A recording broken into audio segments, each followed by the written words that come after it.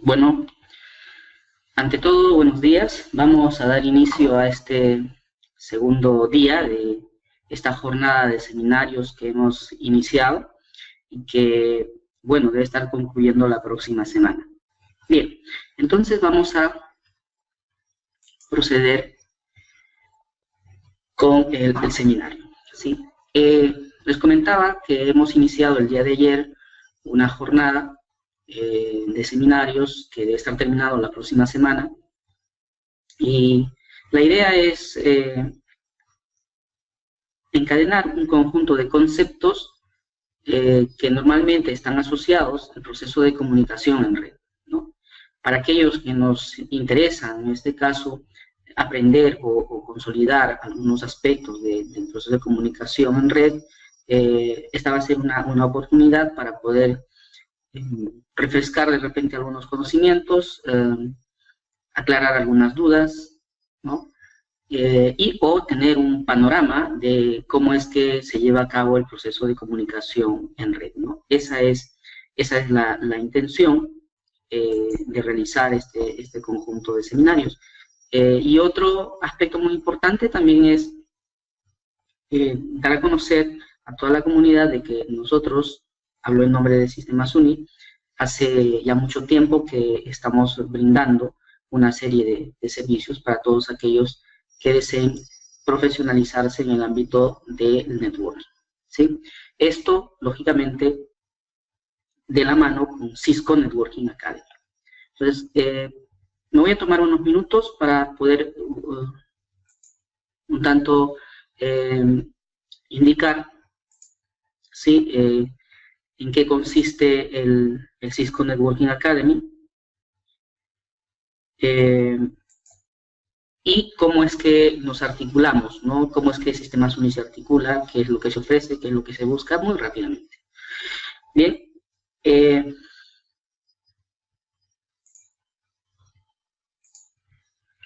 es lo que ofrece Cisco Networking Academy? Una solución llave en mano para los formadores, gratuito para las organizaciones sin ánimo de lucro. Desde el punto de vista de Cisco, el proceso de transferencia de tecnología, en este caso los conocimientos que ellos han desarrollado, ¿no? Para la construcción de los diferentes dispositivos de networking es necesario para garantizar la continuidad, para asegurar el buen servicio que todas estas infraestructuras deben brindar. Entonces, consciente de que para esto se necesitan muchos esfuerzos, es que ha lanzado esta iniciativa, una iniciativa de corte académico, en donde ellos proveen el contenido, el material que desde su punto de vista, desde los estudios que ellos hacen, todo profesional en los diferentes niveles debe de conocer en el ámbito del networking, ¿no? Entonces ellos nos proveen de los programas de estudio, los materiales correspondientes a los cuales se accede en línea, formación para los instructores, ¿no? Formación en línea, simulaciones, simuladores, y un plan de formación permanente para todos los estudiantes e instructores. ¿Qué ofrece Sistemas UNI en este contexto? La parte complementaria, ¿no? No solo basta la información, por más organizada que esté. El ámbito del networking es un ámbito fáctico, de hechos, ¿no? En la que el estudiante tiene que desarrollar competencias en el hacer. Y Sistemas UNI lo que hace es brindar esa infraestructura, ¿no? Equipamiento, switches, routers, access point, teléfonos IP, todos los elementos necesarios para que el estudiante pueda, en este caso, tener un ambiente adecuado para desarrollar sus competencias, ¿no? El Cisco Networking Academy, dentro de su plataforma, ya cuando nos inscribimos a ella, nos provee de un conjunto de cursos que son impartidos por el profesor. El profesor programa los cursos y de manera regular, lógicamente, hará el seguimiento de los mismos. Y un conjunto grande también de cursos complementarios al área de networking, en donde el estudiante, por su cuenta, a su ritmo, puede seguir, ¿no? Son los cursos de autoaprendizaje. Tenemos ahí cursos, por ejemplo, de sistema operativo Linux, tenemos cursos de programación, tenemos cursos ahí de cybersecurity, cursos de emprendedurismo, y bueno, y otros más, y cursos que Cisco Networking Academy va, digamos, observando que son necesarios y lo va poniendo como parte de la currícula complementaria para el estudiante. ¿Qué beneficios nos da? Seguir profesionalizándonos y especializándonos. Lógicamente, una expectativa de mejora económica. Esto es lo que nos plantea Cisco para Estados Unidos, y el comportamiento en nuestro país es similar en cuanto a las tendencias, más no en las cantidades, lógicamente, ¿no? ¿Cómo es que se ha diseñado este programa de certificaciones? Hoy en día, la certificación base para Cisco es la certificación CCENT, ¿no? La certificación CCENT, que está alineada con los 2 primeros módulos del programa de certificación Cisco CCNA Routing and Switching. Luego de lograr la certificación CCENT, haciendo los estudios necesarios, claro está, usted podría optar por la certificación CCNA Security, CCNA Voice, CCNA Wireless. El tiempo de estudio promedio para el examen CCENT, si empezamos desde cero, es de 6 meses, ¿no? Y cada uno de estos cursos de CCNA Security, CCNA Voice, aproximadamente tienen una duración de 3 meses, a una frecuencia de 6 horas por semana. Entonces, en un lapso de menos de un año, ¿sí?, un estudiante que se lo plantee, ¿no?, podría estar logrando certificaciones CCENT, CCNA Security, CCNA Voice, ¿no?, y así progresivamente ir tomando su línea de especialización, ¿no? Luego de la certificación CCENT, la otra alineada con lo que viene a ser la certificación CCNA, viene a ser el examen ICND2. De pasar el examen ICND2, y lógicamente habiendo pasado con éxito el examen ICND1, que nos da la certificación CCENT, podemos lograr la certificación CCNA Routing and Switching. ¿Sí? Bien, entonces, hablamos de exámenes de certificación, y muchas veces estos se refieren por ciertos códigos, ¿no? El examen ICND1, Interconnecting Cisco Networking Device, parte 1, es el examen cuyo código es 100.105, ¿no? Y el ICND2, que es el Interconnecting Cisco Networking Device, parte 2, es 200.105. Entonces, si usted logra aprobar este examen, logra la certificación CCENT. Si luego de esto logra aprobar este segundo examen, logra la certificación CCNA Routing and Switching. Otra forma de lograr la certificación también es tomando el examen compuesto, ¿no? El examen 200.125, un único examen, ¿no? Es el examen de CCNA Routing and Switching. Directamente, si usted aprueba, pues obtiene la certificación CCNA Routing and Switching. El puntaje mínimo para aprobar cada uno de estos exámenes es 825 sobre 1000. Los costos ya los habrán visto aquí. El ICND1, estos son costos actualizados, $165. El ICND2 también. El CCNA Routing and Switching, $325. Bien.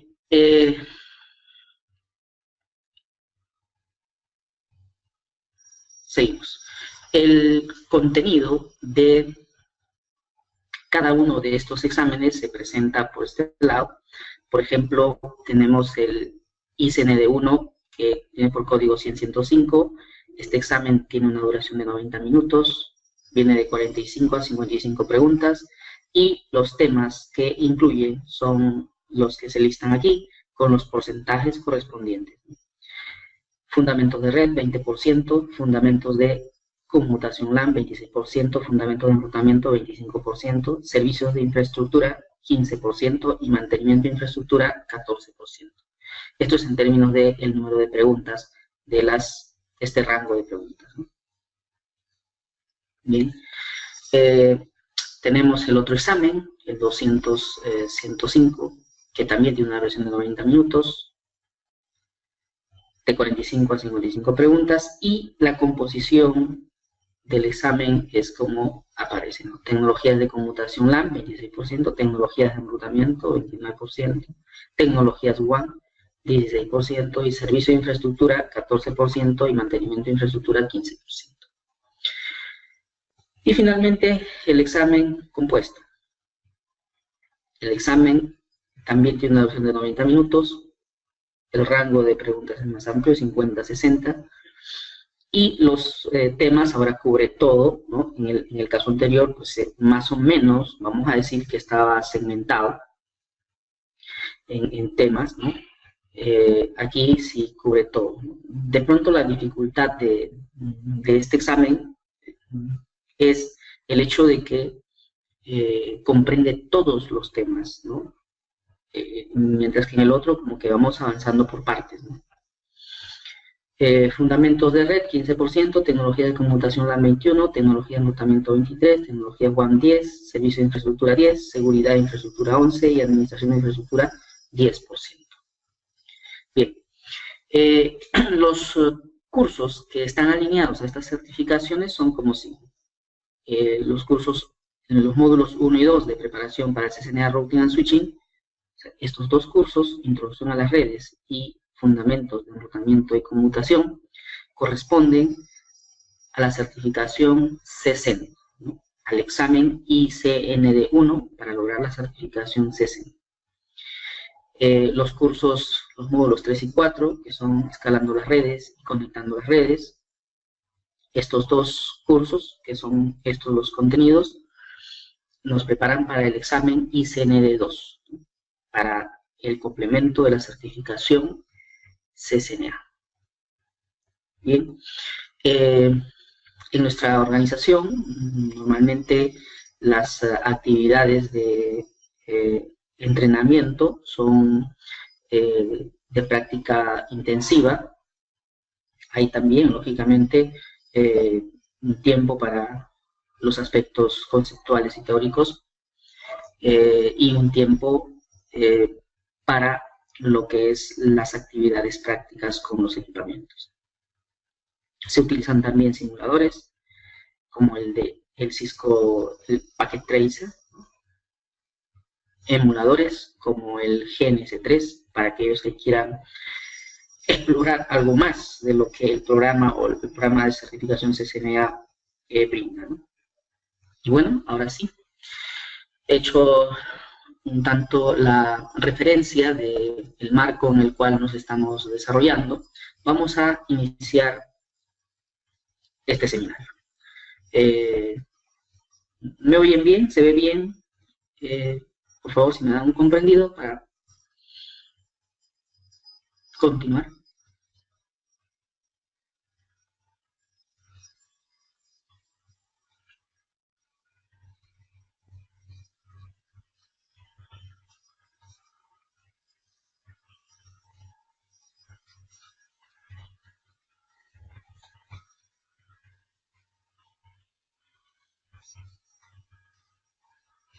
¿Sí?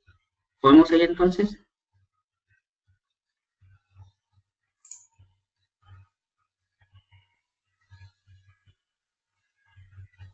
Ok, bien. Entonces, vamos a dar inicio a este seminario Direccionamiento IP. En la sesión del día de ayer estuvimos hablando en términos generales cómo es que se plantea, ¿no?, el problema de llevar a cabo comunicación en red. Una tarea compleja, en principio, y que esta, pues, se divide, ¿cierto?, en una serie de funciones, y para estudiar con más detalle, se han desarrollado las arquitecturas, los modelos, ¿no?, de arquitectura de comunicación en red. Entonces, estudiamos el modelo de referencia OSI y las diferentes capas, ¿no? Dentro de ello, contemplábamos, por ejemplo, que había un conjunto de capas que estaban orientados a lo que es el transporte de los datos, ¿no? Hay un conjunto de capas orientados al usuario, a la interpretación de los datos, ¿no? En este caso, los aspectos del direccionamiento tienen que ver con las funciones de la capa de red, según el modelo de referencia OSI, ¿no? Si no hay un mecanismo de identificación global en la red, no sería posible la comunicación global, ¿no? Como ocurre en la Internet. Entonces, aquí vamos a dar esas pautas de cómo es que se ha contemplado, cómo es que se ha planificado, en este caso, el proceso de identificación, ¿no?, de los diferentes dispositivos que participan de la comunicación en red, en las redes TCP/IP.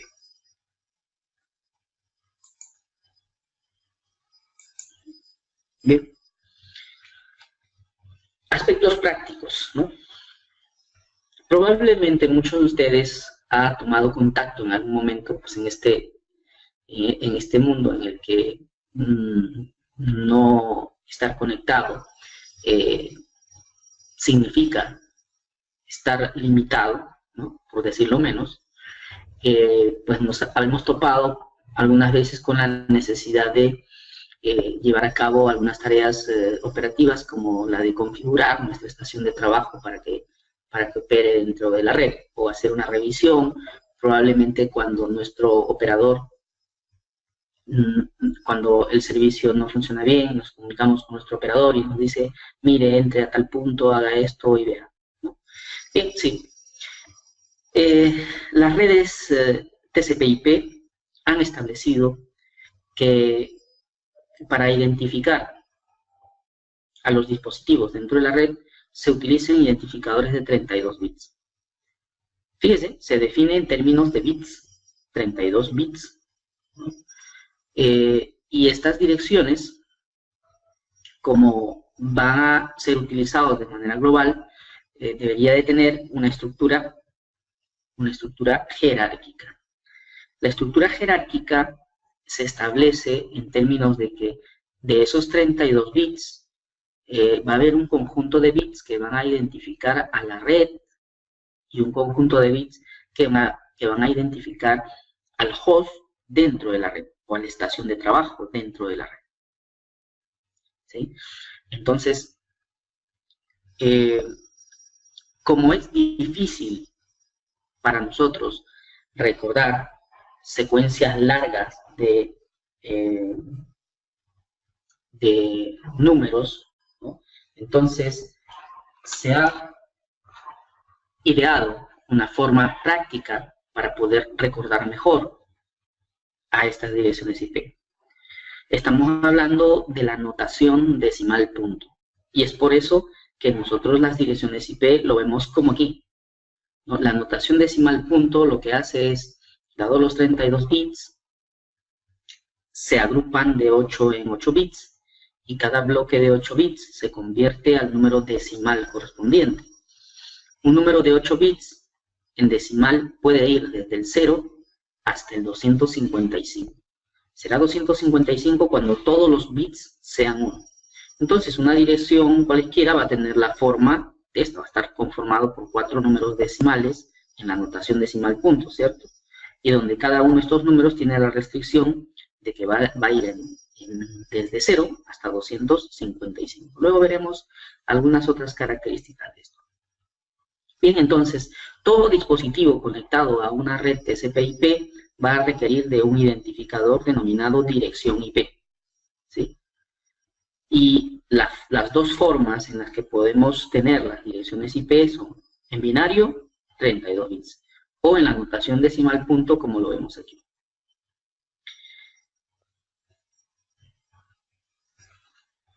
Aquí tenemos esas dos formas, ¿no?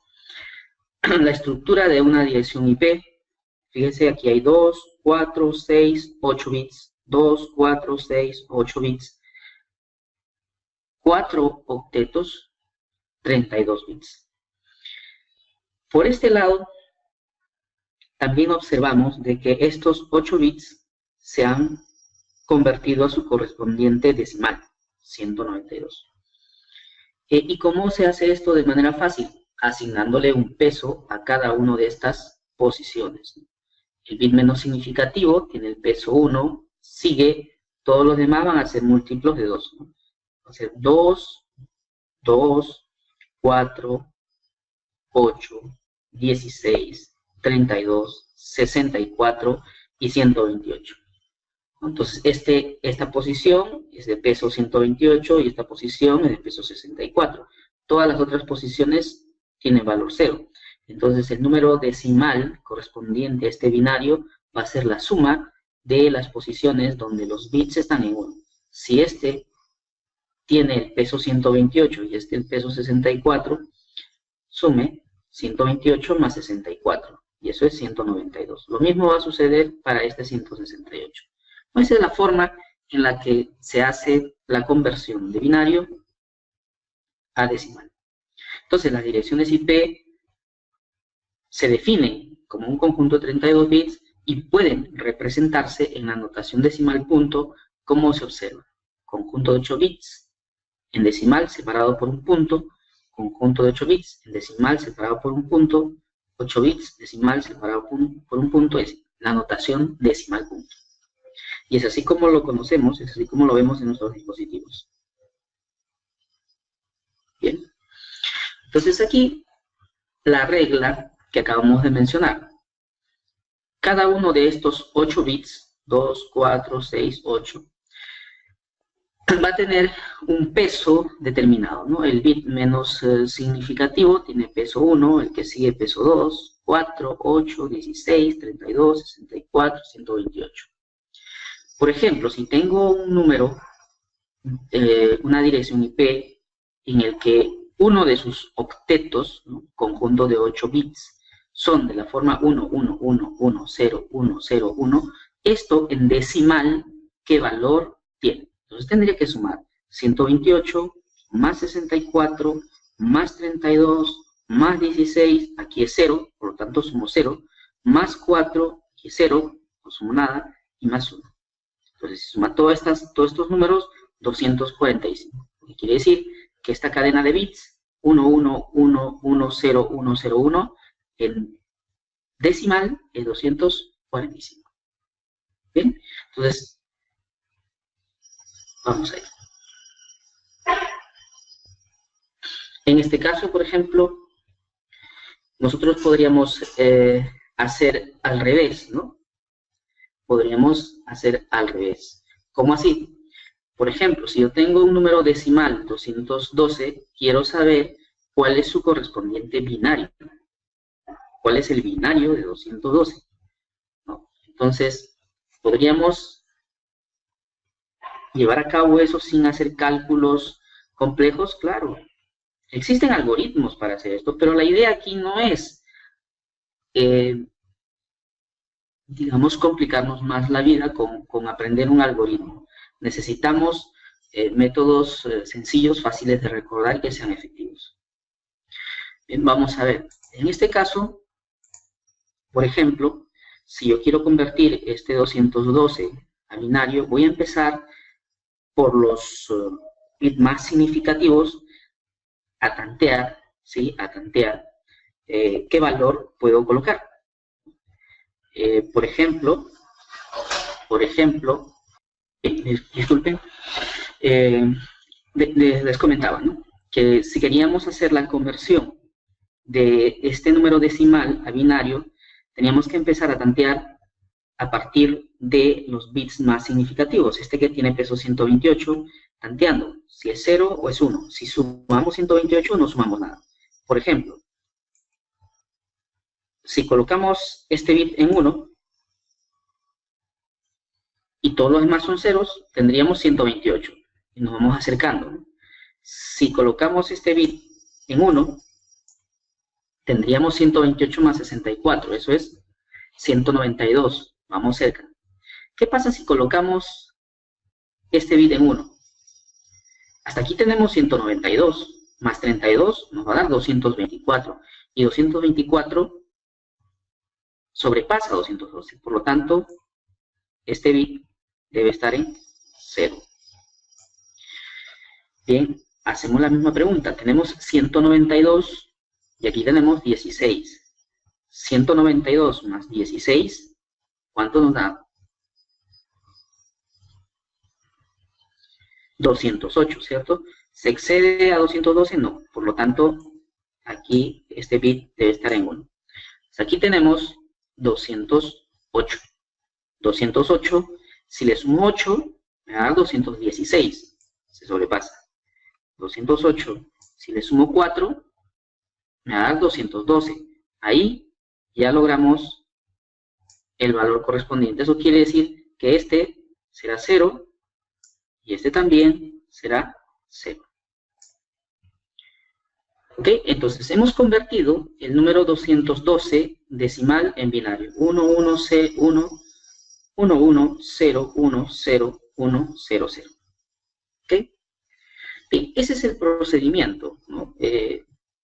Fácil de recordar, rápido y efectivo.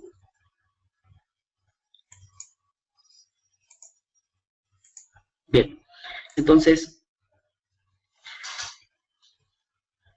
clasificación y definición de direcciones IPv4.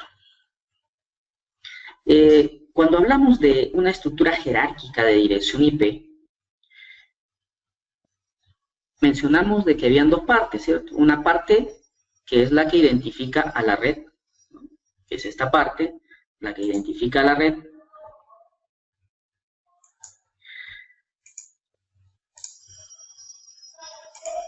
Esta identifica a la red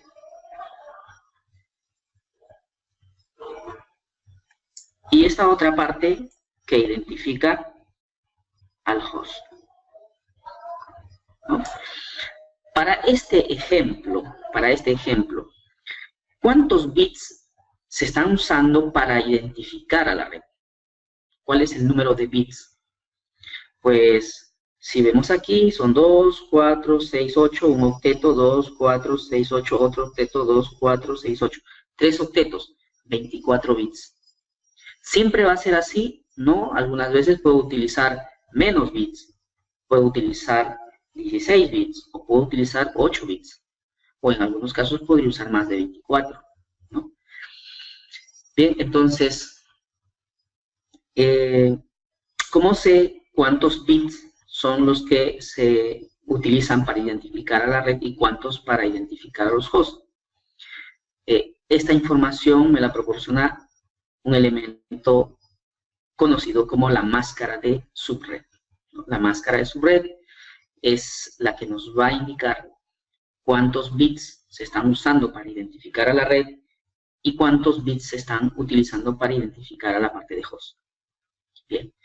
Entonces, reconocemos a las direcciones IP como direcciones que tienen una naturaleza jerárquica y que están compuestas por una parte, un conjunto de bits, una porción de bits que identifica la red y otra porción de bits que identifica los hosts.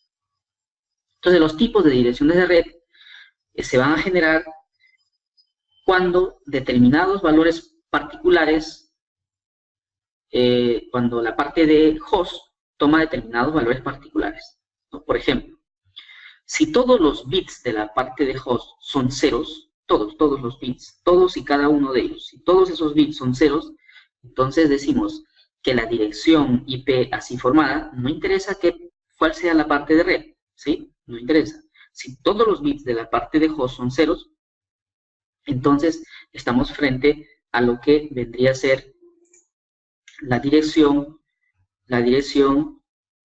IP de red. La dirección IP de red. La dirección IP de red es aquella dirección IP en donde todos los bits correspondientes a la parte de host son ceros. Dirección IP de red. Y esta representa a la red en sí. Representa a la red en sí. No, las direcciones IP de red no pueden ser utilizadas para identificar a un host en particular. Por eso es que se le diferencia. Por otro lado, tenemos un tipo de dirección en donde todos los bits de la parte de host, son unos. Todos los bits de la parte de host son unos. Cuando todos los bits de la parte de host son unos, esta dirección IP así formada se denomina dirección IP broadcast, ¿sí? Dirección IP broadcast. Es muy importante esta acotación de decir dirección IP broadcast porque vamos a ver en algún momento que hay direcciones broadcast también a nivel de la capa 2, o sea, direcciones MAC broadcast, ¿no? Esas son direcciones IP broadcast y corresponde a un tipo de broadcast, ¿no? Bien, entonces, la parte que identifica a los hosts, si son todos ceros, dirección de red. No se puede utilizar para identificar a un host en particular. Si son todos unos, esa es dirección broadcast. La dirección broadcast representa a todos los hosts de esa red. Esta representa a quién? A la red en sí. Y esta a todos los hosts de la red. Quiere decir que si yo hago referencia a esta dirección broadcast, estoy haciendo referencia a todos y cada uno de los hosts dentro de esa red. Bueno, si alguien ha utilizado el comando ping en algún momento, significaría lo siguiente, que si yo hago ping a una dirección broadcast, le estaría haciendo ping a todos y cada uno de los hosts. Bien, en el intervalo, digamos, de el identificador de host todos ceros y el identificador de host todos unos, vamos a tener aquí, en este intervalo, vamos a tener, en este intervalo, se va a encontrar lo que denominamos la dirección IP de host. La dirección IP de host. La dirección IP de host se encuentra en el intervalo entre la dirección IP de red y la dirección IP broadcast. Vale decir, el identificador, por ejemplo, el 1, el 2, el 3, y así, conforme voy secuenciando, expresado en decimal, ¿no? Hasta el 254, uno antes, la dirección IP broadcast, va a ser una dirección IP de host. También se le suele denominar dirección IP de host válida, ¿no? Uno más la dirección IP de red, hasta uno menos la dirección IP broadcast. Ahí está el rango de las direcciones IP de host. ¿Bien? Entonces tenemos tres tipos de direcciones, ¿no? Las direcciones IP de red, IP broadcast, las direcciones IP de host.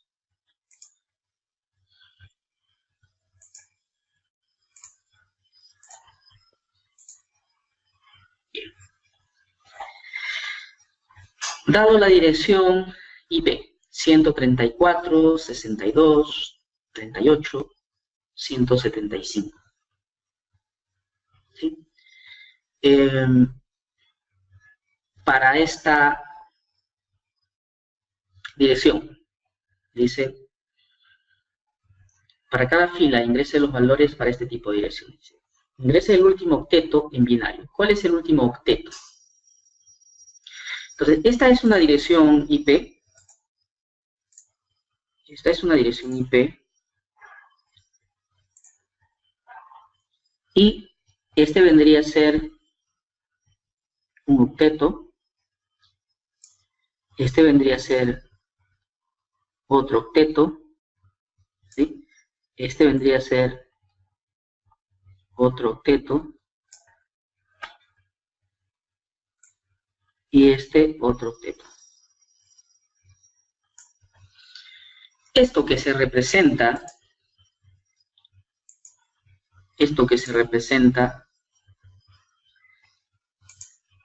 en este caso con un slash y el número, viene a ser lo que se conoce como la máscara de su red. La máscara de su red. Y esta máscara de su red juega un papel importante. ¿Cuál es? El de identificar cuáles bits son los que representan a la red y cuáles bits son los que representan a la parte de host. Su denominación completa, máscara de subred. ¿No? Máscara de subred.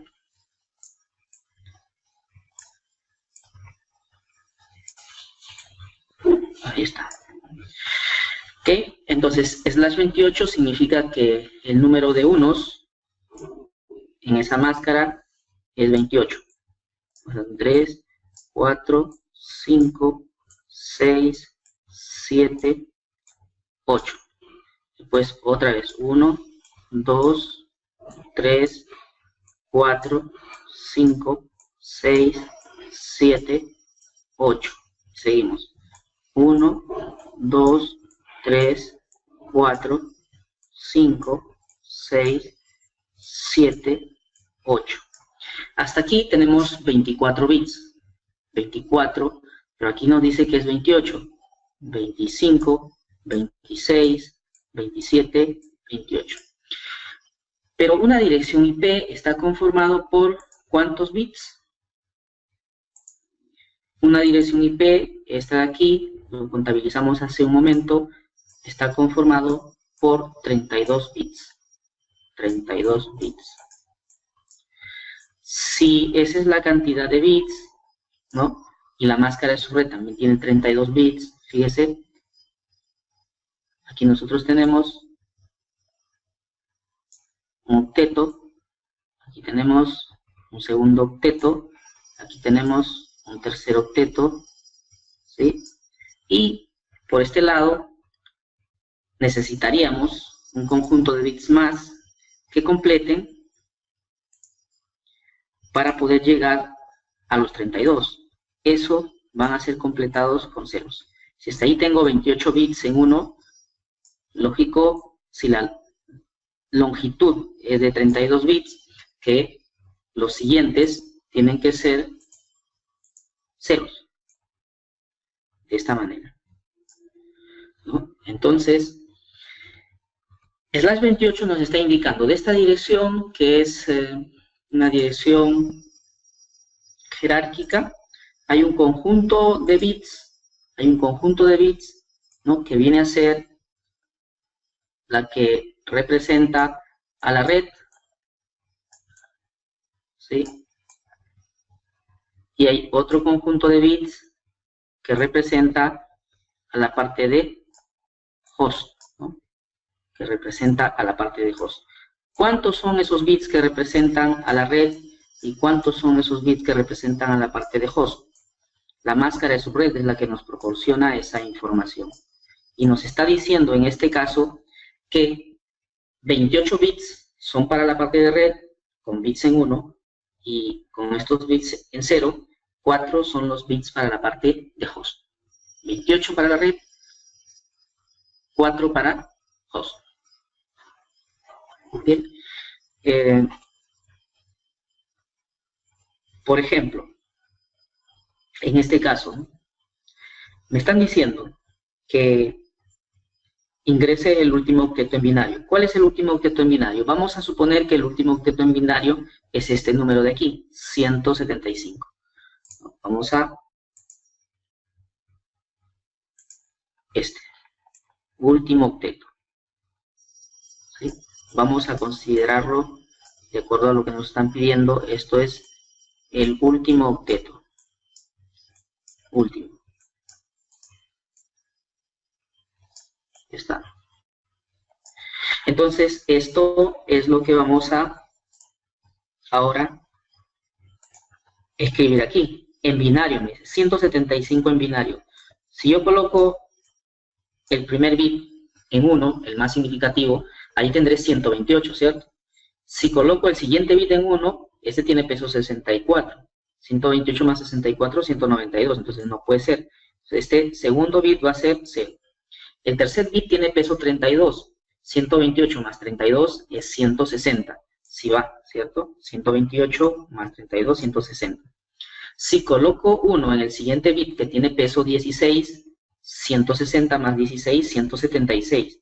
No va, porque es mayor que 175.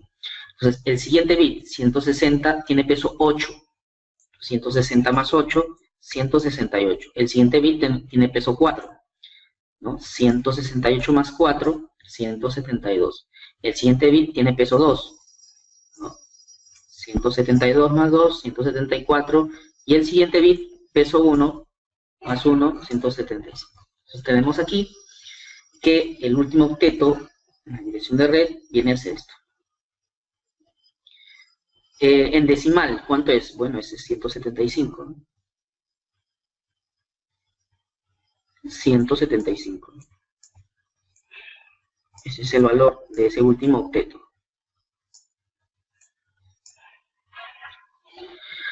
A ver, la dirección completa en decimal, ¿sí? Bien, la dirección completa en decimal. Tenemos aquí, para este caso, esa dirección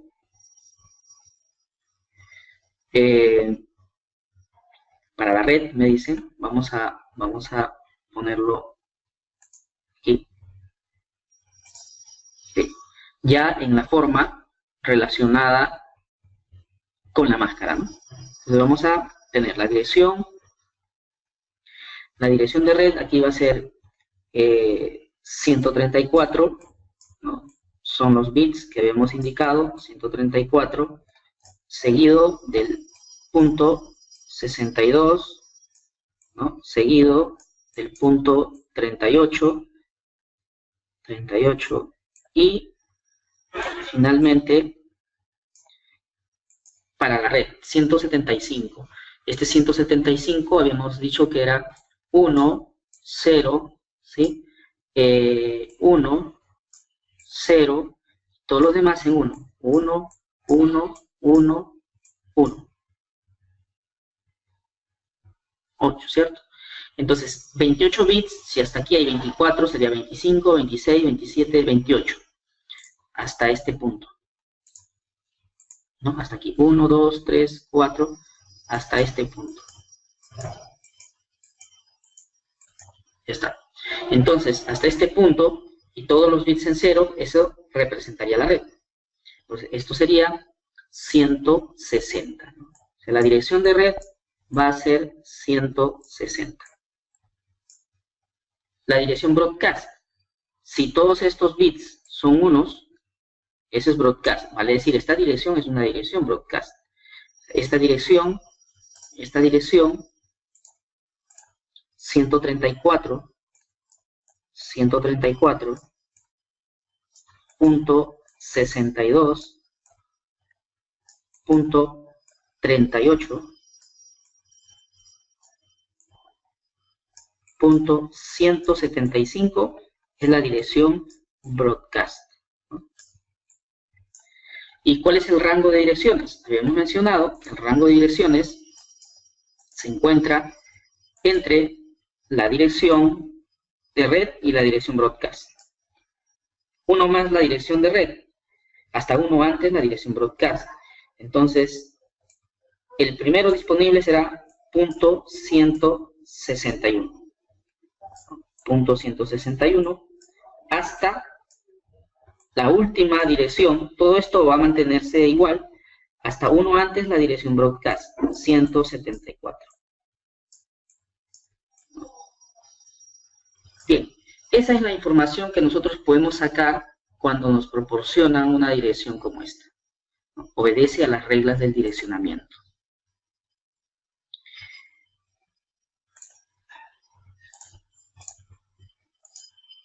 Bien. Tenemos otra clasificación de las direcciones IPv4 según cómo estos se van a propagar, ¿no? Hacia quién va dirigido. Tenemos las direcciones que son unicast. Las direcciones unicast corresponden a direcciones que identifican a un dispositivo en particular. Tenemos las direcciones broadcast, ¿no?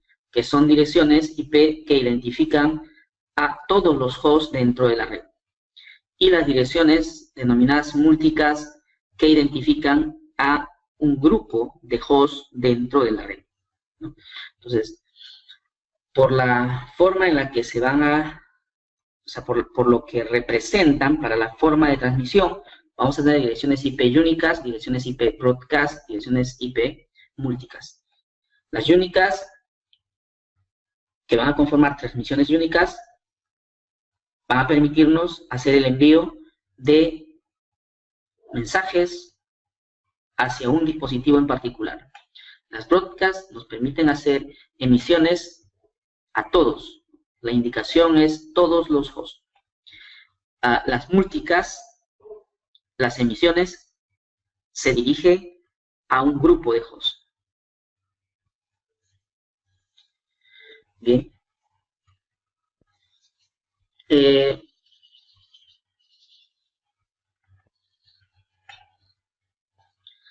Existe un grupo de direcciones que no se suelen utilizar para identificar a los hosts directamente, sino se utilizan para identificar a los grupos de hosts.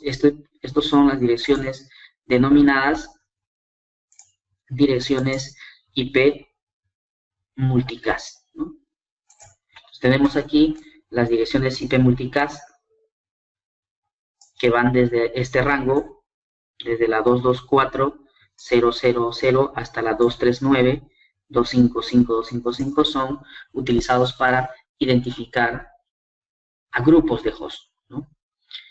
Las direcciones de host, las IP de host, van desde la red 000 hasta uno antes que empiecen las direcciones multicast. ¿Sí? Hay un rango de direcciones que no se utilizan. Estos son las conocidas direcciones reservadas o las direcciones experimentales que están reservadas, ¿no?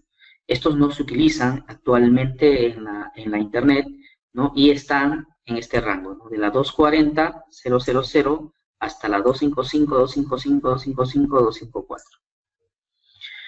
Bien.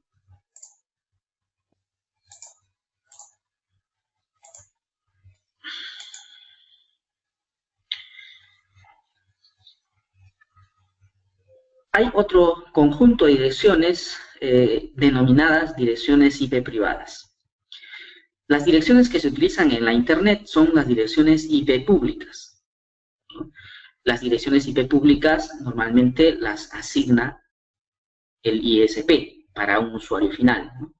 El ISP, cuando usted se conecta a la Internet, cuando una empresa se conecta a la Internet, pues tiene que elegir el ISP, Telefónica, Claro, Entel, o sea, cualquiera de los operadores que existan en el medio, ¿no?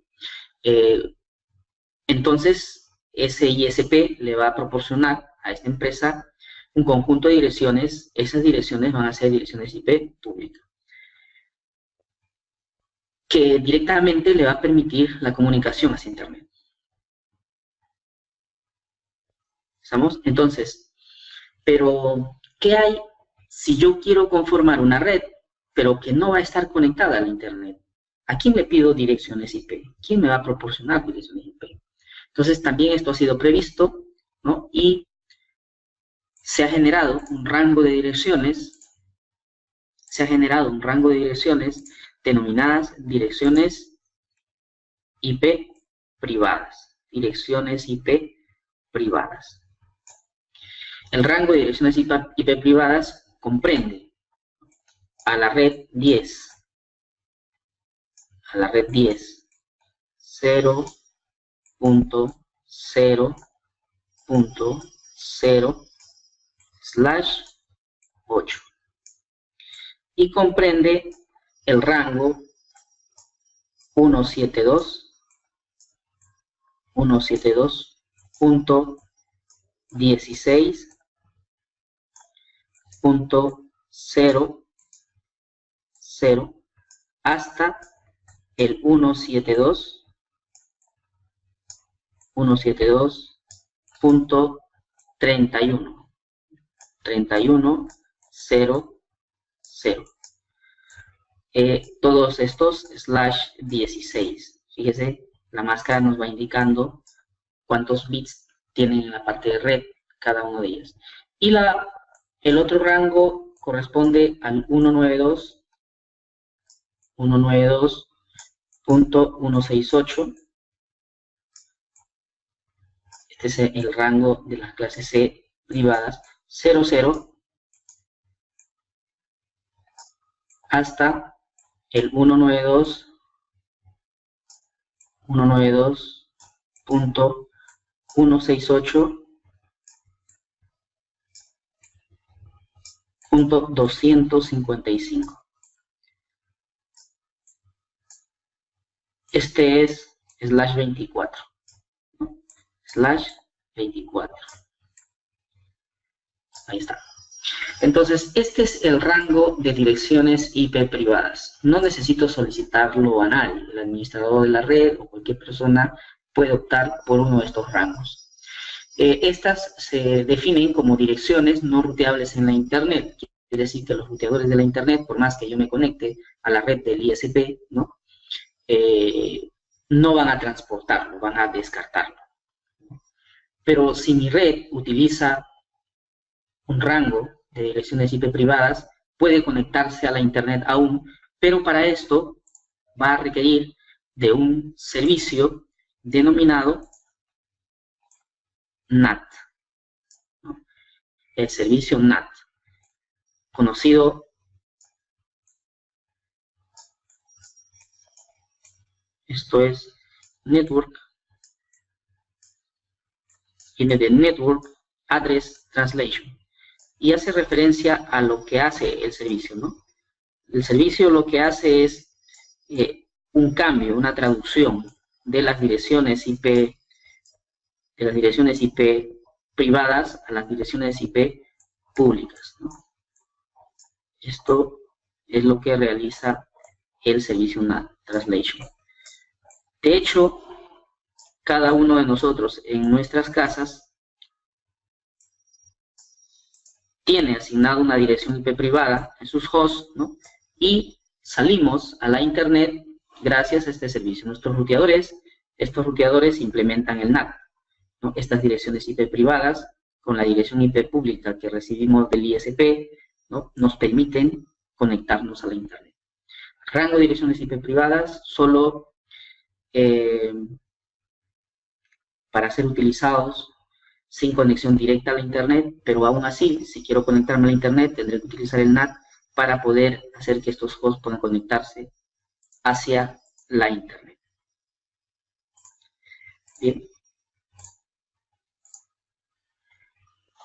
Otras direcciones de uso con propósitos específicos, por ejemplo, las direcciones link local, 169.254.0.0 es la 16. De repente alguno se ha topado con esta dirección.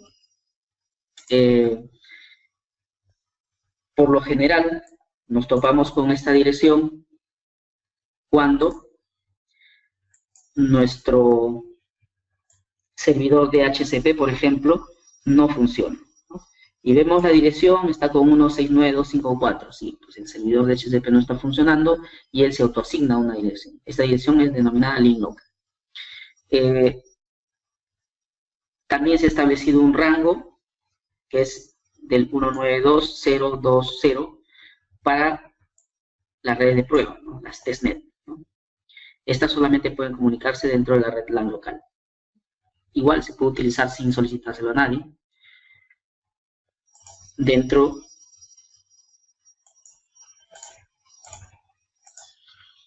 bien, entonces, de todo este espacio de direcciones de 32 bits, se ha hecho una clasificación en términos del tamaño y tenemos en la actualidad estos tipos de direcciones, ¿no? IP. Las direcciones clase A, ¿no? Las clase B, las clase C, las clase D y las clase E. Las clase A, B y C, estas pueden ser utilizadas para identificar a los hosts en particular, ¿no? Y su rango va en el primer octeto, desde el 1 hasta el 127. Esta es la clase A. La clase B, su rango va desde el 128 hasta el 191, en el primer octeto, la clase B. Y la clase C, en el primer octeto, su rango va del 192 al 223, clase C. Las clase D son las direcciones denominadas múltiples, ¿no? Las que se van a utilizar para identificar a grupos de hosts. Y las E son las experimentales, las que hemos mencionado hace un momento. Las direcciones clase A son direcciones que tienen máscara /8, ¿no? Las clase B son aquellas que tienen máscara /16, ¿no? Y las clases C son aquellas que tienen máscaras /24, ¿no? 24. ¿Qué significa esto?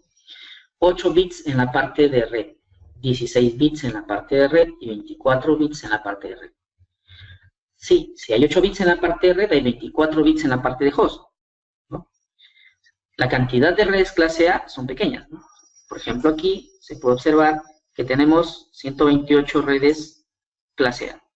Pero cada red clase A, fíjese, ¿cuántos hosts puede direccionar? 16.777.214.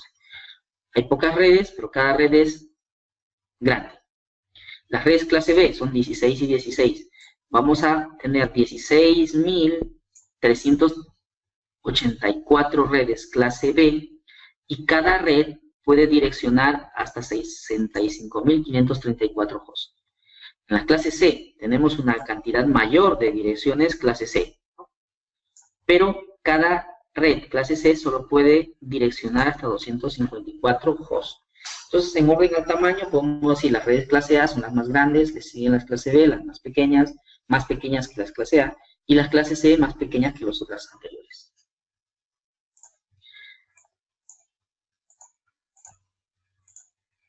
Bien. Asignación de direcciones. Entonces, un aspecto importante dentro de lo que viene a ser el diseño de la red y luego las tareas de configuración de la red viene a ser, lógicamente, la asignación de las redes, ¿no? Por ejemplo, si tenemos nosotros la necesidad de conectar dos redes, como la que vemos aquí, ¿no? Y me dicen que este conjunto, esta red va a contener un conjunto de servidores y esta otra red va a tener solo dispositivos, en este caso, vamos a decir, estaciones de área local, ¿no? Estaciones de trabajo, y servidores, pero que solamente van a servir a los hosts internos. Entonces podríamos optar del siguiente modo, ¿no? Por un lado, podría optar yo por identificar a esta red, por ejemplo, con una red en el rango privado. Por ejemplo, podría utilizar una clase C, 192, ¿no? 168,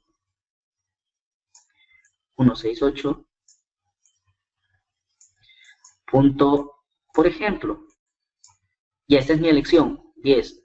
Recuerden, las direcciones IP privadas no me lo va a dar nadie. Yo elijo cuál. Un criterio es el tamaño.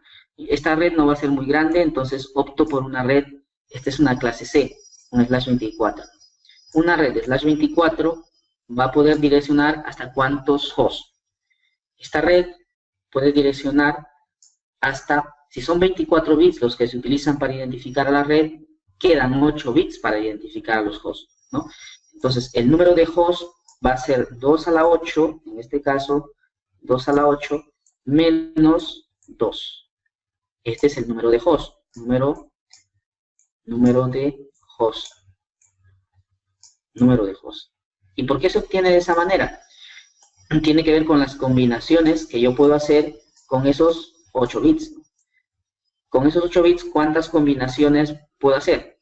En binario, 2 a la 8. ¿Y por qué le resto 2? Porque recuerde, la combinación 0000 no puede ser utilizada para identificar a los hosts. Y la combinación 1111 tampoco puede ser utilizado, porque una es dirección de red y el otro es dirección de broadcast. Bueno, por lo tanto, aquí voy a tener yo 254 direcciones para identificar a los hosts de esta red. Una de ellas va a ser el router. Bien, entonces, la buena práctica establece de que al ruteador hay que darle una dirección fácil de recordar. Una dirección fácil de recordar puede ser la primera dentro del rango asignado. Este rango empieza a partir del 1, entonces será la primera, el punto 1. ¿Sí? Los demás hosts se podrán asignar, por ejemplo, yo puedo decir, los servidores internos, ya este es criterio, ¿sí? Un criterio puede ser que los servidores internos vayan desde el punto 2, por ejemplo, hasta, no va a haber muchos servidores, ¿no? Por ejemplo, hasta el punto 10, por decir. Reservo las direcciones más bajas para mis servidores, del 2 al 10. Por lo tanto, todos los hosts pueden ir desde el 11 para adelante. Entonces aquí puedo poner, este va a ser el punto 11, y fíjese, estoy yo solo representando la parte de host. ¿Y por qué no represento la parte de red? Porque esa se va a repetir para todos, ¿no? 13.14. Una forma de asignación sencilla es el secuenciamiento, ¿no? Voy secuenciando cada uno de los números que continúan para identificar a cada uno de los hosts de esa manera. Pero cuando yo observo esta dirección, este punto 13, por ejemplo, que aparece aquí, en completo, ¿cómo sería? Su dirección completa va a ser la red, que es esta, ¿no? Que dice 24 bits, y la parte de host, se va a hacer 192, ¿sí? Punto 168.10.13. Ese va a ser su dirección IP, ¿no?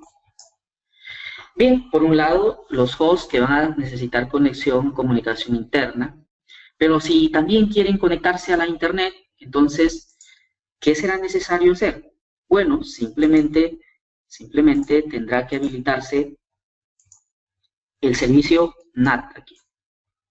Se habilita el NAT, entonces, con la dirección IP que me proporciona mi proveedor, el ISP, el Internet Service Provider, yo voy a hacer que estos hosts que tienen direcciones IP privadas puedan conectarse al Internet, como habíamos mencionado anteriormente.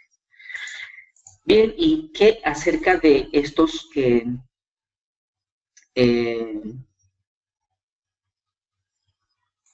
son servidores y que necesitamos que se vean en Internet? Entonces, estos tendrán un rango de direcciones IP público. Por ejemplo, podrían tener el rango, esto ya me lo va a tener que dar el ISP, ¿no?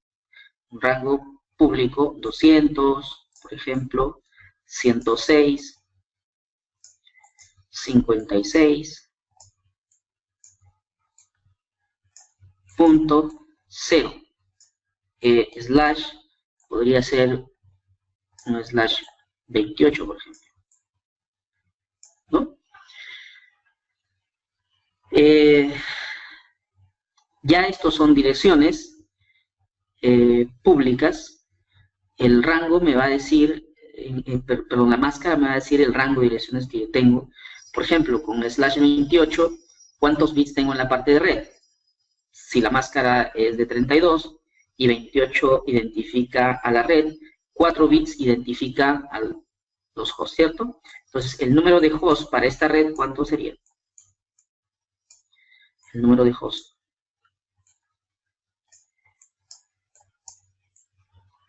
Para esta red, el número de hosts va a ser igual a 2 a la n, en este caso son 4 bits, 2 a la 4, menos 2. 2, dirección de red y dirección broadcast, ¿cierto? Entonces, esto va a ser 16 menos 2, 14 hosts, ¿no? 14 hosts. Eso es lo que podré tener aquí. O sea, dependiendo de la máscara, yo voy a tener una cierta cantidad de direcciones disponibles, ¿no? Host. ¿Quién me da esto? El ISP, cuando me suscribo al servicio correspondiente. Entonces, tenemos ahí que si se ha asignado una dirección IP a uno de estos hosts, en la parte correspondiente a la configuración TCP/IP, podríamos nosotros asignarlo o implementar un servidor de DHCP para que éste puedan entregar las direcciones de una forma dinámica. Tenemos ahí. De esa misma forma vamos a ir identificando a los diferentes hosts, las diferentes redes correspondientes, ¿sí? ¿Cómo es que se ha organizado la asignación de las direcciones?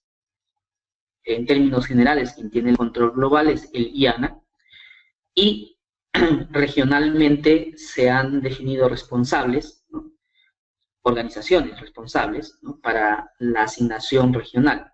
Para el África, por ejemplo, se denomina la AFRINIC, Asia-Pacífico, APNIC, para nuestra región, ¿no? América Latina y el Caribe, LACNIC, para Norteamérica, la ARIN, y para Europa, RIPE-NSC, ¿no? En el caso nuestro, tenemos aquí LACNIC, ¿no? Centro de Información de Red para América Latina y el Caribe, ¿no? Eso es LACNIC. Entonces, él es el que controla los rangos de direcciones de nuestra región. Lógicamente, previamente el IANA le ha tenido que proporcionar un rango. Él es el que controla, él es el que da a la AFRINIC cuál es el rango, ¿no? Al APNIC cuál es el rango de direcciones, ¿no? Al ARIN cuál es el rango. De hecho, las direcciones cada vez están siendo más escasas, ¿no? Y eso lo que nos hace es pensar en la transición hacia IPv6. Bien, entonces, la Internet está conformado por, vamos a decir, proveedores de servicios de tres niveles, ¿sí? Nivel 1, los que conforman el core; el nivel 2, los que conforman la capa para acceder al core; y los del nivel 3, los que están en contacto con los usuarios finales, ¿no? Bien, hace algunos años se pudo observar que al ritmo en el que se entregaban, por lo que se solicitaban direcciones IPv4, pues estas no iban a alcanzar para todos. Entonces, en ese momento se pensó en una solución definitiva, que era desarrollar un nuevo protocolo, el protocolo IPv6, en donde pasamos de tener un identificador de 32 bits a un identificador de 128 bits. Eso ocurrió hace aproximadamente 20 años, ¿sí? Y en algunas redes ya se está haciendo la transición, pero esta va de manera muy progresiva, muy lenta, ¿no? Las direcciones IPv4 prácticamente ya están agotadas en muchas regiones, en la nuestra todavía hay, ¿no? Los cálculos que se van haciendo indicarían de que muy pronto se van a acabar, y entonces los ISPs, ¿no? Y todos los ISPs a nivel del mundo están llamados a empezar a hacer la configuración de la pila IPv6 y empezar a hacer la migración hacia IPv6. Bien, entonces, visto ya en un contexto más amplio, ¿no? Si tengo un conjunto de ruteadores, cada uno de los segmentos de red va a tener que ser identificado con una red determinada, ¿no? Y los ruteadores van a llevar a cabo su función, ¿no? De comunicación de redes basado en el conocimiento que tienen acerca de las redes que conforman su dominio de enrutamiento. Muy bien. No sé si hay alguna pregunta. Vamos a pasar a responder todas las preguntas que ustedes puedan realizar, ¿sí? Veamos.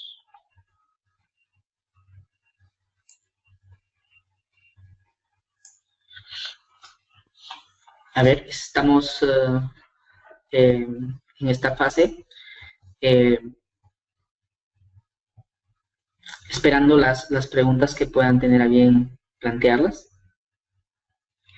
Paul nos pregunta si la clase se está grabando. Sí, la clase se está grabando.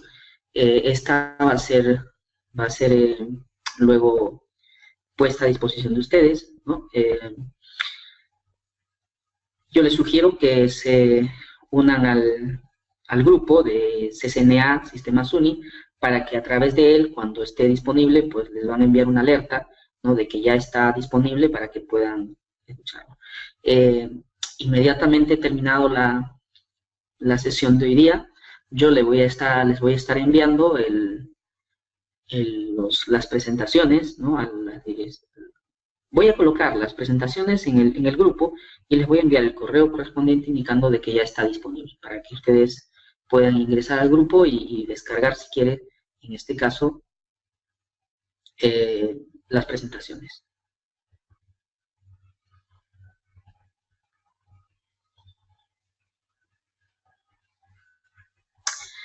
Bien, sí, David nos pregunta si es posible que nos compartan el PPT. Sí, el día de hoy, al término de la sesión, como les vuelvo a repetir, voy a colgar el PPT en el grupo de Facebook.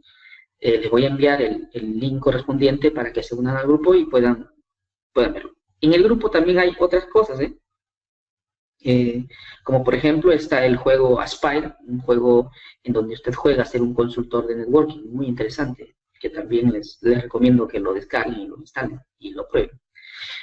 Nos pregunta Juan Carlos, la configuración de NAT para la salida a internet en las redes privadas, ¿en qué forma se realiza? Eso forma parte de una de las videoconferencias. Lo vamos a ver el día miércoles de la próxima semana, configurando NAT. Así que esperamos, Juan Carlos, ahí, ¿no? Vamos a dar los detalles de cómo se lleva a cabo esta configuración.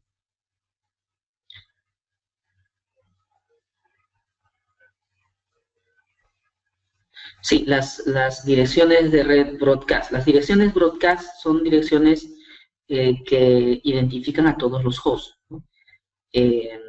Por ejemplo, cuando una estación dentro de una red que trabaja con un DHCP, un servidor de asignación dinámica de direcciones, cuando recién se conecta el host, pues no tiene dirección IP, ¿cierto?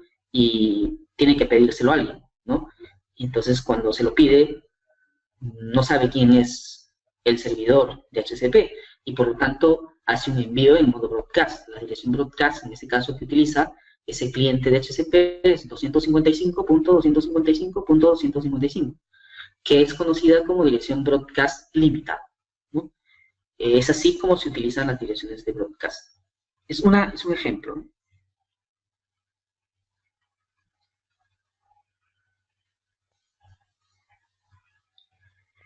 Paul nos pregunta acerca de que en la página ahí se veo que también está en la tarde. ¿Es la clase que se repite? No. Esta jornada de seminario son todas las mañanas, de 8:30 hasta las 9:30 o hasta donde terminemos de completar todo el contenido planeado. ¿Cuál es el grupo de Facebook? No estoy inscrito ahí. Ya, yo les voy a pasar en algunos minutos el enlace correspondiente para que puedan unirse, ¿no? Y aprovechar todo lo que vayamos publicando ahí, ¿no? Y también utilicen ese canal para hacer consultas. Todos los instructores de Sistemas Uni están conectados, así que usted puede hacer las preguntas que crea conveniente y alguien le va a responder.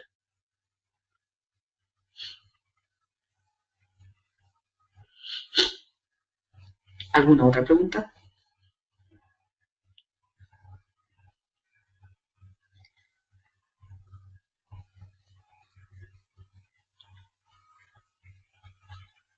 Bueno, entonces, pues agradecerlos por habernos dado algunos minutos de su tiempo, ¿no? Escucharnos y invitarles para que también se nos unan el día de mañana y todos estos días durante esta jornada en la que buscamos ciertamente que más personas sepan de qué se trata esto del programa CCNA, qué es lo que comprende, ¿no? Qué habilidades nos va a desarrollar y cuáles son las oportunidades que nos generaría dentro del ámbito profesional.